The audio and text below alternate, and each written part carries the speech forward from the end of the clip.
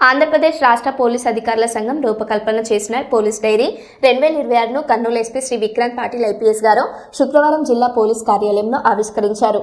ఈ డైరీలో పోలీస్ అధికారులకు మరియు పోలీస్ సిబ్బందికి నిత్యం అవసరమయ్యే అన్ని రకాల కీలక సమాచారాన్ని పొందుపరచడంపై కర్నూలు ఎస్పీ గారు హర్షం వ్యక్తం చేశారు.